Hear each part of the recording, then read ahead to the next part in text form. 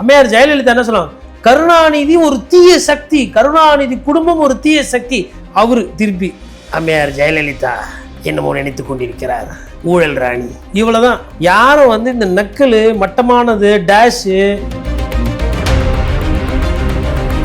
போன மேடையிலையும் அப்படிதான் பேசிட்டு அண்ணன் விஜயகாந்த் அவர்கள் சொன்ன மாதிரி தான் அப்படின்ற மாதிரி அவரை கோட் பண்ணிட்டு முடிச்சுட்டு போயிட்டாரு. இந்த மேடையிலையும் அப்படிதான். அவரு அதெல்லாம் பேசும்போது ரொம்ப அழகா இருக்குதான் நினைக்கிறாரு அவரு. இல்ல, அப்ப இதெல்லாம் திருமாவளவன் அவர்களுக்கு தெரியாதா? மேடம், நம்ம ஒன்று கேட்டால் அவன் ஒரு பதில் சொல்லுவான் பாரு மேடம், வாழைப்பழம் மாதிரி பேசுவான் மேடம், யாரும் அதெல்லாம் ஊந்துருவாங்க மேடம். கேட்ட கேள்வி கரூர் வந்து ஓடினீங்களா ஓடலையான்றது. ஓடினீங்கன்னா ஆம், ஓடலன்னா இல்லை.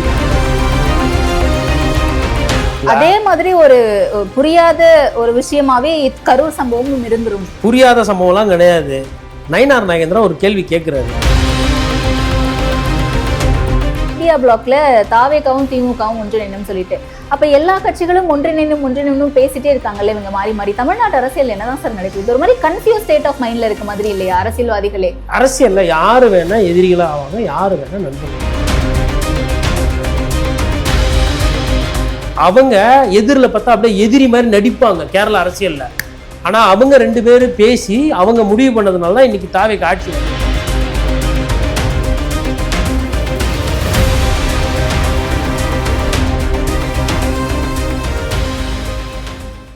இது என்ன பாயசத்துக்கா? இதுதாமா பாயசத்தோட secret. Sweet and condensed milk from Milky Mist. பார்த்தாலே தெரியுது நல்ல சூப்பர் பாயசம். Sweet and condensed milk from Milky Mist. தமிழ்நாட்டுல எல்லாமே சேஞ்ச் ஆயிடுச்சு. உங்க நகையையும் சேஞ்ச் பண்ணுங்க. உங்க பழைய நகைக்கு கிராமுக்கு 150 ரூபாய் கூடுதலா வாங்கி புது நகை எடுத்துக்கோங்க. அதே கம்மி சேதாரம் தான் உங்க லலிதால மட்டும்தான். சின்ன உதாரணம், இந்த ஓடிட்டாங்க அப்படிங்கறத பத்தி அவர் குறிப்பிட்ட அந்த ஸ்பீச்ல பேசும்போது ரியாக்ஷன்ஸ் வருது. அதான் ஓடு ஓடு ஓடு. சிடிஆர் நிர்மல்குமார் அவர்கள் சொல்றாங்க, நாங்க ஓடிட்டோம்னு சொல்றாங்க. ராஜீவ்காந்தி இறந்தப்ப அன்றைக்கு நடக்கவிருந்த அன்றைய முதலமைச்சர் கருணாநிதி அவர்களுடைய நிகழ்வு ஏன் ரத்தாச்சு? அப்ப என்ன பிரச்சனை? அது எப்படி ஒரு புரியாத புதிரா இருக்கோ, விடை தெரியாம இருக்கோ, அதே மாதிரி இந்த கரூர் சம்பவம் விடை தெரியாம இருக்கும் அப்படின்ற மாதிரி சொல்றாரு. அதான் இந்த இதுக்கு எப்படி பதில் சொல்றதுன்னா, இந்த சொல்வதெல்லாம் உண்மையா அது ஒரு நிகழ்ச்சி ஒன்று வரும். மேடம், நம்ம ஒன்று கேட்டால் அவன் ஒரு பதில் சொல்லுவான் பாரு மேடம், வாழைப்பழம் மாதிரி பேசுவான் மேடம், யாரும் அதெல்லாம் ஊந்துருவாங்க மேடம் அப்படின்னு ஒரு பாப்பா சொல்லும். அதுதான் எனக்கு ஞாபகம் வருது. கேட்ட கேள்வி கரூர் வந்து ஓடினீங்களா ஓடலையான்றது. ஓடினீங்கன்னா ஆம், ஓடலன்னா இல்லை. 5 நிமிஷத்துல உங்களால எப்படி ஹாஸ்பிட்டலுக்கு வர முடிஞ்சது? எஸ்பிஏ லேட்டா தான் தெரிஞ்சது. சரி, கரெக்டான கேள்வி. பத்திரிகைக்காரங்க எல்லாம் செந்தில் பாலாஜிக்கு முன்னாடி கேமராவோட எப்படி போனாங்க? செந்தில் பாலாஜி உட்காந்து நல்லா இருக்கும், ஹலோ தந்தி டிவியா, ஹலோ மாலை முரசா, ஹலோ சன் நியூஸா, ஹலோ ஹிந்துவா, ஹலோ டிடி நெக்ஸ்டா, ஹலோ டெகன் கிரானிக்கலா, எல்லாருக்கும் ஃபோன் பண்ணியிருந்தாரா? எப்படி போனாங்க பத்திரிகைக்காரங்க? ஆம்புலன்ஸ் எப்படி வந்துச்சு? சம்பவம் நடக்குது, ஆம்புலன்ஸ் எப்படி வந்துச்சு? ஆம்புலன்ஸ் எப்படி 3 நிமிஷம் 5 நிமிஷத்துல வந்துச்சு? ஆம்புலன்ஸ் வந்துச்சு இல்ல, எப்படி வந்துச்சு? ஆம்புலன்ஸ்க்கு தெரியுமா முன்னாடி அசம்பாவிதம் நடக்குதுன்னு யாராவது கால் பண்ணிருப்பாங்க? ஊர்ல இருக்கிற எல்லாருமே அசம்பாவிதம் தெரிஞ்சதுன்னா எல்லாருமே 5 நிமிஷத்துலாம் போவாங்க. யாரும் 90 நாள் கழிச்சுலாம் போக மாட்டாங்க. யாரும் 9 மாசம் 7 மாசம் கழிச்சு போக மாட்டாங்க. உங்களுக்கு வேணா அப்படி பழக்கம் இருக்கலாம். ஒரு ஊர்ல நல்லதாகி போச்சுன்னா ஒன்று சாவுக்கு போனோம், இல்லை குறைஞ்சபட்சம் கர்மாதிக்கு தான் போனோம். இந்த கேள்வியினுடைய தொடர்ச்சியா தான் அந்த ராஜீவ்காந்தி கொலை. அதனால தான் 20 வருஷத்துக்கு முன்னாடி போறது, 25 வருஷத்துக்கு முன்னாடி. ஆமா, ராஜீவ்காந்தி பிரச்சனை இப்ப என்ன புரியுற மாதிரி சொல்லணும் இளைஞர்களுக்கு. என்ன நடந்தது அன்னைக்கு வந்து திமுக தான் ஏதோ பண்ணிட்டாங்க ராஜீவ்காந்திய. ஏன்னா எல்டிடிக்கு வந்து திமுகவும் சப்போர்ட்டு, அதிமுகவும் ஓரளவுக்கு சப்போர்ட்டு. அதிமுக வந்து அம்மையார் ஜெயலலிதாவுக்கு பிடிக்காது, ஆனால் எம்ஜிஆருக்கு பிடிக்கும். ஸோ திராவிட கட்சிகள் வந்து எல்டிடியையோ பிரபாகரன் மீது, தமிழ்நாட்டில் பிரபாகரன் வந்து ஊட்டுப்புள்ள தலைவர், தமிழ்நாட்டினுடைய தலைவர், தமிழ்நாட்டு ஊட்டுப்புள்ள, எங்கள் சொந்தம். அப்படிதான் இங்கே வந்து உணர்வு, அப்படிதான் தமிழ்நாட்டினுடைய கலாச்சாரம். இன்றைக்கும் அதுதான். இன்றைக்கும் வந்து சீமான் என்ன சொல்கிறாரு, என் தலைவன் பிரபாகரன் தான், எங்கள் குடும்ப தலைவர் பிரபாகரன் தான் சொல்கிறார். ஏன்? ஏன்னா தமிழினத்துக்குன்னு இருந்த ஒரு ஒப்பற்ற தலைவர். 1000 சொன்னாலும் சரி. வீரப்பன் என்ன சொல்கிறாங்க ஒரு சிலர், தலைவர் எங்க சத்தியமங்கலத்துக்கு வீரப்பன் இருந்தவரெல்லாம் ஈரோடு கோயம்புத்தூர்ல ஒகேனக்கல்ல ஒருத்தன் வர முடியாது உள்ள. இந்த தண்ணி தரமாட்டேன், அத்தை தரமாட்டேன், இத்த தர ஏவனா வந்து சாமராஜ் நகர் அங்க எங்க இந்த வட்டல் நகர, கிட்டல் நகர, சொட்டல் நகர தூக்கின்னு போயிடுவாப்புல. கூட்டின்னு போயிட்டு மொட்டச்சு நொங்கு நொங்கு நொங்குன்னு அதை சொல்ல விரும்பல நான். இதெல்லாம் நடந்திருக்குது வீரப்பன் பீரியட்ல. என் பார்வையில வீரப்பன் யாருன்னு கேட்டா, ஒரு பாதி யானை தந்தத்தை கடத்தினவர், காட்டை கொள்ளையடிச்சவர் கொலைகாரன் ரைட்டா. இன்னொரு பாதி அந்த மக்களுக்கு உண்டான ஒரு வீரர், அந்த மக்களுக்கு உண்டான காவல் தெய்வம், அந்த மக்களுக்கு உண்டான காட்டை காப்பாற்றுற ஒரு ஒரு ஒரு ஒரு என்ன சொல்றது, ஒரு சிம்ம சொப்பனம், ஒரு புலி மாதிரி. இந்த காட்டுக்கு அவர் தான் ராஜா. அப்படி 2 பார்வை இருக்கு. அது மாதிரி எல்லாத்துக்குமே 2 பார்வை இருக்கு. ராஜீவ்காந்தி விஷயத்துல திமுக மீது சந்தேகத்துல பயத்துல அவங்க நிகழ்ச்சி நடத்தலை, அதனால நிகழ்ச்சிகள் ரத்து. ஒரு பிரதமர் இறந்துட்டு குண்டு வெடிப்பில் ஆகிட்டு அதையும் 7 மணி நேரம் தாமதமா, அது வந்து தீவிரவாத தாக்குதல். எல்டிடி எனக்கு பிடிக்கும்ன்றதுனால அவங்க பண்ணதை எப்படி நியாயப்படுத்த முடியும்? அது ஒரு பத்திரிகையாளர் பார்வையாது, நம்ம எப்படி அதை ஏத்துக்கிற முடியும்? கொலை தானே. நீ அப்ப ராஜீவ்காந்தி அனுப்பிச்சது உனக்கு பிடிக்கல, நீ குண்டு வச்சு தகர்க்கிற, அது எப்படி நியாயமாகும்? சதி தானே அது. ஒரு குண்டு வெடிப்பு எப்படி நியாயப்படுத்தி பேச முடியும்? இதை பத்தி கேட்டா குண்டு வெடிப்புக்கு போறீங்க. அப்போ இதுதான் மடைமாற்ற அரசியல். இப்போ ஏன் இதை பிரச்சாரத்தப்பவே சொல்ல வேண்டியதானே? ஏன் வந்து பிரபாகரன் நீங்க பாதுகாப்புக்கு இது ராஜீவ்காந்திக்கு பாதுகாப்பு கொடுக்கலாம், எதுக்கு காங்கிரஸோட கூட்டணி போனீங்க, அன்னைக்கு பேச வேண்டியதானே? தமிழ் தேசியமும் திராவிடமும் இரு கண்கள். ஏன் அந்த மாதிரி பித்தலாட்ட அரசியல் ஏன் பண்றீங்கன்னு கேட்கிறேன் நான். தமிழ் தேசிய அரசியல் சீமான் பேசுறாரு. இந்த தமிழ் தேசியன்ற வார்த்தையில எங்கன்னா கலப்படம் இல்லை, அதில் எங்கன்னா நான் இவங்க கூட சேர்ந்துக்கிறேன் அவங்க கூட சேர்ந்துக்கிறேன் தான் பேசுகிறாரா? இப்போ என்னோட பார்வை பார்த்தீங்கன்னா, நான் வந்து அவர் கூட்டணி போகணுன்ற மாதிரி தான் நான் ஒரு பத்திரிகையாளராக பதிவு பண்ணிட்டு இருக்கிறேன். என் பார்வை என்பது வேறு, அவர் பார்வை அவர் நிலையப்படுறது வேறு. எதெல்லாம் அதில் வந்துட்டு இந்த மாதிரி என்னங்கன்னா காங்கிரஸை லைட்டாக சமரசம் செய்கிறாப்லையா? ஏன்? ஏன்னா என் இனத்தோட துரோகினின்னு அவங்க அடையாளப்படுத்திக்கிறாங்க. இப்போ இதே தாவேக்காக்கு வருவோம். திமுகவை யாரோட துரோகி? அந்த சாவுக்கு யாரு காரணம்? திமுக காரணம். 40 பேர் செத்ததுக்கு காரணம் யாரு? திமுக. அதுக்கு மாஸ்டர் மைண்ட் யாரு? ஸ்டாலின் சார். அதை யார் எக்ஸிக்யூட் பண்ணி கொடுத்தது? காவல்துறை. ரைட்டா? இன துரோகியோட குல துரோகியோட இன்னத்துக்கு நட்பு பாடுறதுக்கு வீட்டுக்கு போனீங்க. ராஜபக்சே வீட்டுக்கு போய் டீ குடிச்ச தமிழ் தேசிய அரசியல்வாதிகள் எல்லாமே தமிழ் தேசிய ஆதரவாளர்கள் காரி துப்புனாங்க. இதுதான் தமிழ்நாடு வரலாறு. நீ யாரா வேணாரு, எந்த கட்சியிலனா இரு, உனக்குன்னா ராஜபக்ச வீட்டுக்கு போக வேண்டியது இருக்குன்னு கேட்டாங்க. நாண்டுகிட்டு போலான்ற மாதிரி கேட்டாங்க. இங்க எதிரி ராஜபக்ச எங்களுக்கு பிடிக்காதியா, நீ எதுக்கு அவன் வீட்டுக்கு போன, நீ எதுக்கு அவன் அலுவலகத்துக்கு போற, அவன் ஒரு கட்டடம் கட்டி அதுல ரிப்பன் வெட்டி திறக்க வர, நீ எதுக்கு போன, அந்த மானங்கட்ட பொழப்பு எதுக்குன்னு சொல்லி பேசியிருக்கிறாங்க.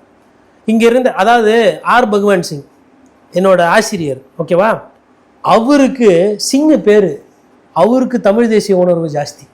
ஏன் அப்படின்னா தமிழ்நாட்டுக்கு வந்ததுக்கு அப்புறம் அதை பார்க்கிறாருங்க. அந்த இனப்படுகொலையோ மக்கள் கொண்டு குவிப்பறத ஆர் பகவான் சிங்ன்ற ஒரு பத்திரிகையாளரை ஏத்துக்க முடியல.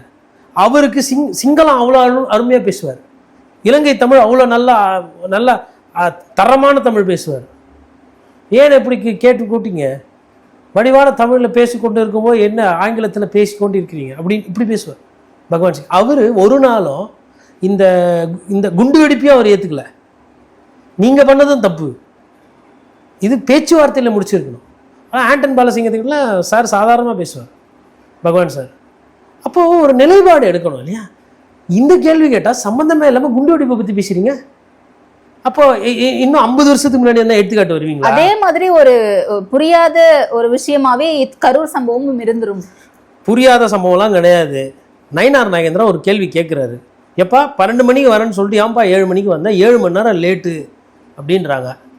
உடனே அது எப்படி லேட் ஆகும் அண்ணன், பார்த்தீங்கல்ல வண்டி கூட்டம் வந்து தானே இருந்தது. இப்போ நான் கேட்டேன் ஒரு காணொலியில் கூட, இப்போ டெல்லியிலேருந்து ஒரு ட்ரெயின் கிளம்புது சென்னை சென்ட்ரலுக்கு, அது 7 மணிக்கு வரும்னு சொல்கிறாங்க காலையில், அது மறுநாள் 10 மணிக்கு வருது அப்படின்னா அதை லேட்டாக வந்த ட்ரெயின்னு சொல்லுவீங்களா இல்லை எப்படி சொல்வீங்க? அதை லேட்டு தான், லேட்டுன்னு தானே சொல்ல முடியும். ட்ரெயின் லேட்டு தானே, சொன்ன டைம் வரலன்னா ட்ரெயினே லேட்டு, சொன்ன டைமுக்கு தலைவர் வரலன்னா அது என்ன சொல்லுவீங்க?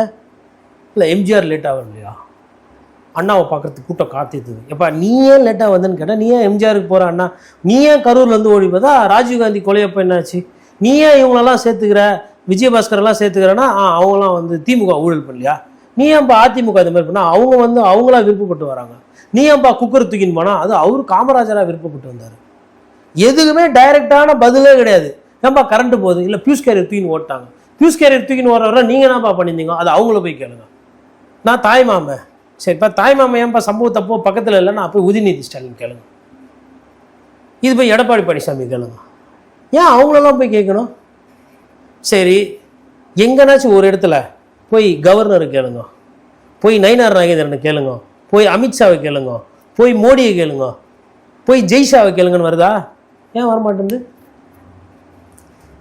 ஏன் வரமாட்டேங்குது? அந்த இடத்துல எனக்கு ஒரு கேள்வி இருக்கு சார். இப்ப ஏன் பாஜகவை கேட்க மாட்டேங்கிறாங்க, மத்திய அரசு கேட்க மாட்டேங்கிறாங்க, அமித்ஷாவையோ மோடியவோ கேட்க மாட்டேங்கிறாங்க அப்படின்னு நீங்க கேக்குறீங்க. திருமாவளவன் அவர்கள் என்ன சொல்றாரு, திமுகவும் தாவேகாவும் ஒன்றிணையணும் அப்படின்ற மாதிரி சொல்றாரு. லைக் இந்தியா பிளாக்ல ஒன்றிணைந்து பாஜக எதிர்ப்புல இன்னும் ஸ்ட்ராங்கா இருக்கணும் அப்படின்னு சொல்லி. அதான் அது ஒரு படத்துல வரும்ல, செத்து செத்து விளையாடலாம், வானன்னு கூப்பிடுவாங்கல்ல. அதாவது திமுக கட்சியே இருக்கக்கூடாதுன்னு தாவேகா பிரச்சாரம் பண்ணுது. இவர் நான் இதெல்லாம் ஜாயிண்ட் ஆகணுன்ற மாதிரி பேசுறாரு.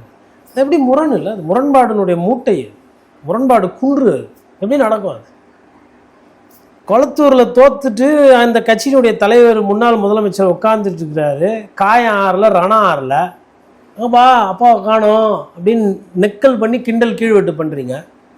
அதை பண்ணிவிட்டு அதுக்கப்புறம் சேருனா எப்படி சேருவாங்க? வாய்ப்பு இருக்குது அதுக்கு. நீங்கள் என்ன கொஞ்சம் நஞ்சமாவா பேசியிருக்கிறீங்க? அவர் சிஎம் அங்கிள், அதாவதுங்க எடப்பாடி பழனிசாமி கூட விமர்சனம் வச்சிருக்கிறாரு ஸ்டாலின் மேலே. பா அதிமுகன்ற கட்சியை உங்கள் அப்பாவாலேயே தோக்க வைக்க முடியலப்பா, நீ என்னப்பா? ஆமாப்பா, நான் ஏழைப்பா, நான் பஸ்ஸில் தான் வர முடியும், உன்ன மாதிரி நான் என்னப்பா கார்லையா வர முடியும்? ஆமாப்பா, நாங்கள் இதுப்பா, நாங்கள் அதுப்பா, நீ என்னப்பா உன் பையனை அமைச்சராக்குவ, குடும்பம் அரசியல், இவ்வளோ தான்.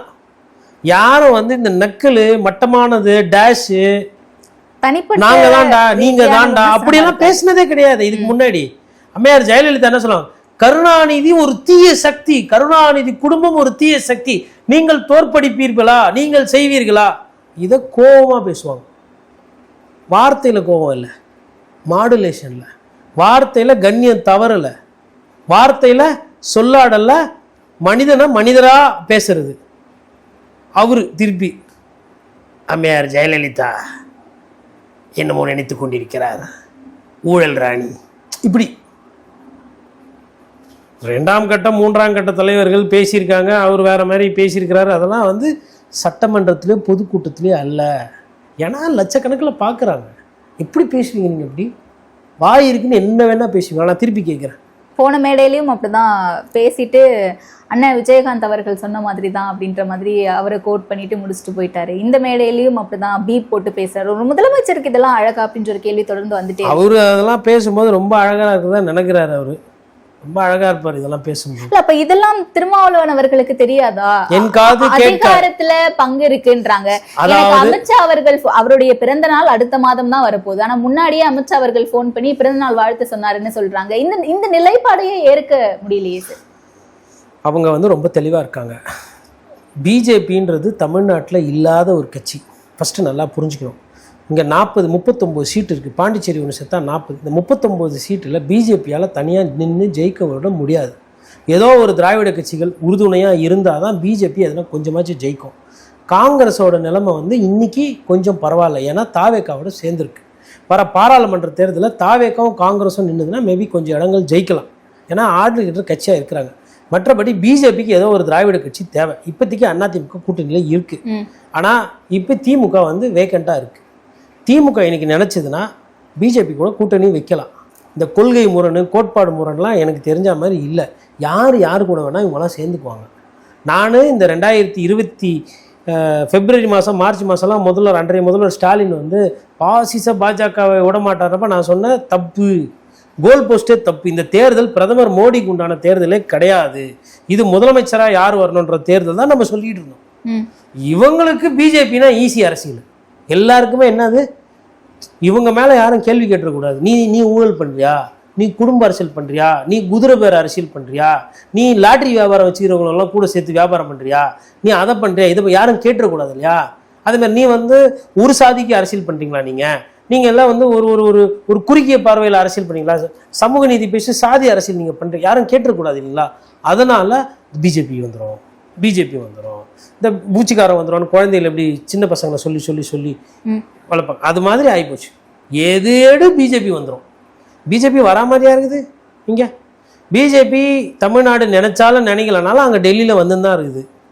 அவங்க அங்க ஹோம்ஒர்க் இப்ப சிபிஎஸ்இ ஸ்கூல்ஸ்ல 3 லாங்குவேஜ் பாலிசியை இம்போஸ் பண்றாங்க, இந்த மாதிரியான விஷயங்கள் எல்லாம் உள்ள கொண்டு வருவாங்க. சோ அதனால நம்ம எதிர்க்க வேண்டிய கட்டாயத்துல இருக்கோம். சோ திமுக அந்த எதிர்ப்புல ஸ்ட்ராங்கா இருக்கும் போது இன்றைக்கு ஆளும் கட்சியா இருக்கக்கூடிய தாவேகா நாங்களும் அங்க அமைச்சரவையில இருக்கோம், எல்லாரும் ஒன்றிணைந்து எதிர்ப்போமே அப்படின்ற அர்த்தத்துல தாவேகா பார்த்தா எதிர்க்கிற மாதிரி தெரியுதா?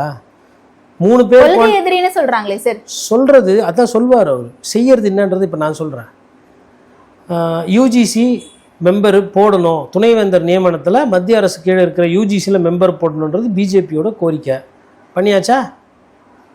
அதுக்கப்புறமா வந்து உங்களுக்கு இந்த மும்மொழி கொள்கை அது வேறு மாதிரி நிறைய பேர் சிபிஎஸ்சி ஸ்கூல் மாறும்போது என்ன ஆகிடும், மத்தியில் இருக்கக்கூடிய சிலபஸ் மத்தியில் இருக்கிற ரூல்ஸ் தான் ஃபாலோ பண்ணுவாங்க. கிட்டத்தட்ட அதுக்கு வழிவகை பண்ணியாச்சா? பிஜேபி என்ன கேட்குதோ அதை சைலண்டாக பண்ணி கொடுத்துட்டு போக வேண்டியது. அதிமுக இதை தானே பண்ணிச்சு ஒரு காலத்தில். அதிமுக வந்து அம்மையார் ஜெயலலிதா இருந்தபோது மின்சார ரீதியாக இருக்கக்கூடிய அந்த உடன்குடி திட்டம் அதெல்லாம் ஒரு சிலர் கையெழுத்து போட மாட்டேன், நான் இருக்கிறவங்க நீட்டு வரக்கூடாது அதெல்லாம் பண்ணி நிறுத்தி வச்சாங்க. அந்த டேம் செக்யூரிட்டி பில்லை நான் கையெழுத்து போட மாட்டேன்னு. அப்புறம் உணவு பாதுகாப்பு சட்டம்ன்றது எனக்கு சொல்லணும், நீங்கள் உங்கள் இஷ்டத்துக்கு வந்து அரிசி பிரித்து கொடுக்குறதுலாம் இல்லை, நான் மாநிலம் வந்து மத்திய அரசு மாநில அரசு கேட்டு செய்யணும் அப்படின்னு ஒரு சில நிலைப்பாடெலாம் எடுத்தாங்க அம்மையார் ஜெயலலிதா. இப்போ அந்த நிலைப்பாடெலாம் இருக்கா? ஒன்றுமே இல்லை. எல்லாமே என்னென்ன பிஜேபிக்கு கொடுக்கணுமோ கொடுத்தாச்சு, என்னென்ன மத்திய அரசு கேட்குதோ கொடுத்தாச்சு. அதுக்கப்புறமா வந்து எதிர்ப்பாருன்னா நீங்கள் எதுங்களோ இல்லையோ மோடி போகிற போக்க பார்த்தா அவர் திருப்பி இன்னொரு வாட்டி ஜெயிச்சிருவார் போலது. ஏன்னா நீங்கள் உங்களுக்குள்ளே அரசியல் பண்ணுறதுக்கே அவங்களுக்கு கரெக்டாகுது. மோடியை எதிர்க்கிறதுக்கு தமிழ்நாட்டில் இன்னைக்கு அரசியல் ஆளுமைகள் இல்லை. ஃபஸ்ட்டு அதை நல்லா புரிஞ்சுக்கணும். அப்படி ஒருவேளை மோடியை நீங்கள் தீர்க்கமாக எதிர்த்து இருந்தீங்கன்னா திமுக அமைச்சர்கள் மீது ரைடு வந்திருக்கணும், கைது நடவடிக்கைகள் நடந்திருக்கணும். செந்தில் பாலாஜி ஒருத்தரை பிஜேபி தேர்தலில் பாதிக்கப்பட்ட போது பாராளுமன்ற தேர்தலுக்கு ரைடு பண்ணாங்க, கைது பண்ணாங்க. சட்டமன்ற தேர்தலில் ஏன் பிஜேபி தொடல?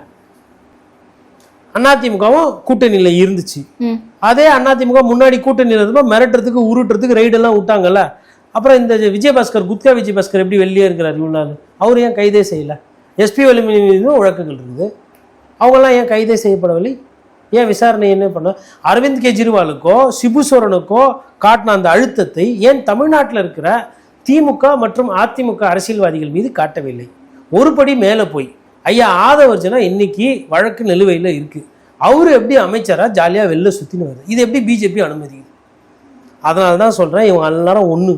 நம்ம கிட்ட சும்மா தமாசுக்கு கொள்கை அது இது பாசிசம் பாயாசம் பிஜேபின்னு சும்மா கதை விட்டுட்டு திரிகிறார். அப்ப ஒன்றிணையணும்னு திருமாவளவன் அவர்கள் சொன்னது அவரோட ஆசையை வெளிப்படுத்துறாரு. எதுக்கு ஒன்றிணைனா? அதுக்கு சித்தப்பா சும்மா தானே இருக்கிறாரு எடப்பாடி பழனிசாமி. அவங்க தேவைன்னா நீங்களும் தானே சொன்னீங்க அவங்க சேர போறாங்க சேர்ந்துட்டாங்கன்னு. அவங்க சேர்ந்தா சேர்ந்துன்னு போறாங்க, நீங்க எதுக்கு இப்ப சேர்க்க நினைக்கிறீங்க? அதை மாணிக்கம் தாக்கூர் வேற சொல்றாரு, ஏன்பா நீ பாயசத்துல கலந்துலதெல்லாம் பத்தாதா? போயிச்சா? அதாவது லைட்டா தான் குத்தி இருக்கிறாங்க முதுகுல திமுகவை, மொத்தமா குத்துற குடலே வெளில வந்து செத்து போயிடணும். அங்கேயே திமுக ஒரு கட்சியும் இருக்கக்கூடாது.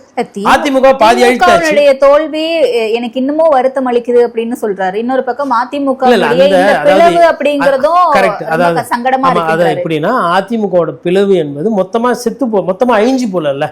ஏன்னா இன்னும் பாதி எடப்பாடி பழனிசாமி நம்பி அப்படியே ஒரு பாதி பேர் போயிட்டு அது இன்னும் உயிரோட தான் இருக்கு, குத்து உயிரமா கொலை உயிரா, அது மொத்தமா அழிஞ்சு போயிடணும். அதே மாதிரி திமுகன்றது ஒரு கட்சியாவே இல்லாம அது நிலை குறைந்து நாசமா போயிடணும். இதுதான் பார்க்கும்போது பாவமா இருக்கு. மொத்தமா முடிஞ்சிச்சுன்னா இப்போ ஒரு ஆடை வெட்டுறீங்கன்னு வச்சுக்கோங்களேன், ஒரே வெட்டில் ஆடு செத்து போயிடுச்சுன்னா டக்குன்னு பிரியாணி பண்ணிடலாம். ஆடு சாவே இல்லை, இதுனா கஷ்டமா இருக்கும்ல ஒரு மாதிரி. அதுதான் இவங்க பார்க்குற பாவம். அந்த திராவிட கட்சிகளை பார்த்து பாவமா பார்க்குறாங்க இல்லைங்களா, அதுக்கு பொருள் இதுதான்.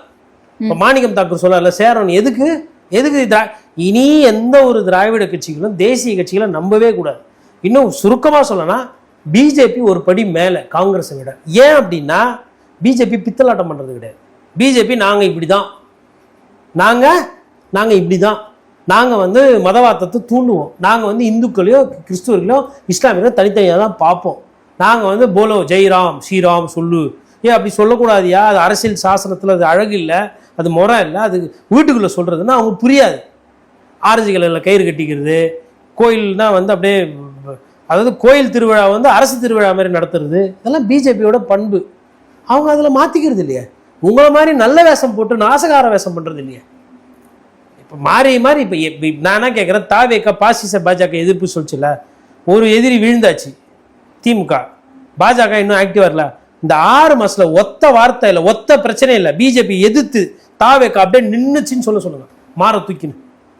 இதெல்லாம் ஒண்ணுத்துல என்ன பிரச்சனை, இங்க கட்சிகளுக்குள்ள ஒத்துமை கிடையாது, அதனால பிரச்சனை. ஆனா இந்தியா முழுக்கவும் இருக்கக்கூடிய தலைவர்கள்ல பல தலைவர்கள், பல தலித் தலைவர்களை பாஜக தங்களுடைய வலைக்குள்ள போட்டுட்டாங்க. திருமாவளவன் அவர்களை மட்டும்தான் இன்னும் இழுக்க முடியாம நிறைய பேச்சுவார்த்தைகள்லாம் நடந்துச்சு. பட் நான் போகாம ஸ்ட்ராங்கா இருக்கேன் அப்படிங்கறத நம்ம கடந்த காலங்களில் தொடர்ச்சியா கேட்டிருக்கோம். பட் நேற்றைக்கு அமித்ஷா அவர்கள் கால் பண்ணி விஷ் பண்ண வேண்டிய அவசியம் என்ன இருக்கு? அவங்க தொடர்ந்து தூண்டில் போட்டே தான் இருப்பாங்க.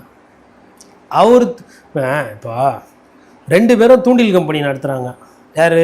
பிஜேபியும் தாவேக்காவும். மீன் வந்து கடிக்கலன்றதுக்கோசரம் நான் தூண்டில் போகிறத நிறுத்த முடியுமா? இப்போ அதிமுகவோட குட்டையில் வந்து விஜய் சார் தூண்டில் போட்டுனே இருக்கிறாரா? மீன் வந்து கச்சவனை தூக்கி உள்ளே போட்டுக்கிறாங்களா?